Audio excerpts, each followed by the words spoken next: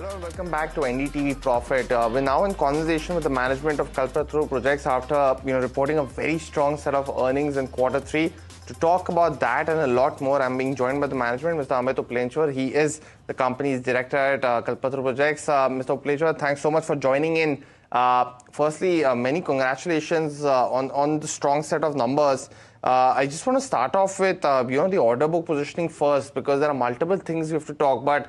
Specifically, order books at 63,000 crores gives you very strong revenue visibility for the next couple of years. How has been the ordering specifically? Because domestic, the T&D orderings have been decent, but not at the pace you'd want them. But that is supported by our international operations as well. So if you can give us some perspective of what's been the strategy in getting to this number, both domestic and international, and what do you expect it to be in the next few months? So, Puneet, thank you very much for having us. And, it is really heartening. We've had a very, very good quarter and a 9-month in the FY26 thus far. And our order book of close to 64,000 crores and another L1 of around 7,500 crores, I think that also fulfills our incoming order book target for FY26. We had said that we will do close to 26 to 28,000 crores. And given the fact that including L1s, we're already at around 26,000 crores thereabout, I think we should meet our order guidance. As you also asked us about our transmission order book. So today our transmission order book, both in TLD and TLI, continues to be very, very robust. If I look at FY27 and 28, PGCIL recently has announced that they intend to have a bidding pipeline of close to 90,000 plus crores for the next 4 fiscal years.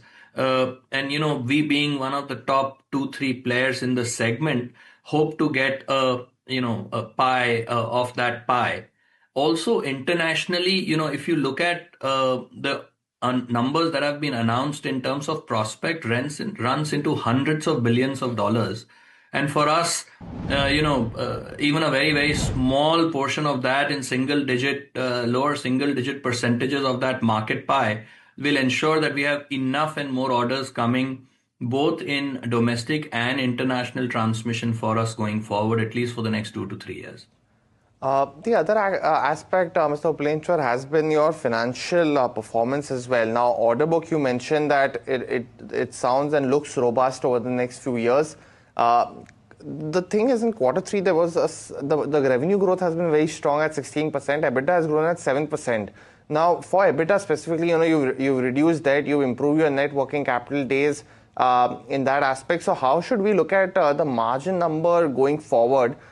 Is there any anticipation of double digit that you want to go in the next couple of years, given that the size, scale, and your non-core operations that you wanted to separate are almost at the fag end of things? So, Puneet, good question. I mean, if you look at our margin profile at the beginning of the year, we had, strived to increase our standalone PBT margin by around 50 basis points from the incoming FY25 year, and at around 100 basis points at a console level for FY26. In 9 months of the year that has gone by, we have already increased our margin by 110 basis points at console level and 80 basis points for the standalone level. So we've already met our margin guidance, which was a stretch. But as you correctly mentioned, because of, robust collections, our order execution has been, without doubt, one of the best order execution in terms of our physical targets at various project sites. And because of that, our margins remain one of the best in the industry at, the current PBT levels that we are at close to, 5+%. And we want to maintain that and only grow it further from there in the next 1 or 2 years. Our legacy orders are over. Our current orders in TLD and in BNF are at healthy margins and at good levels of order booking. That was the management of Kalpataru Projects. You're watching Ask Profit right here on NDTV Profit.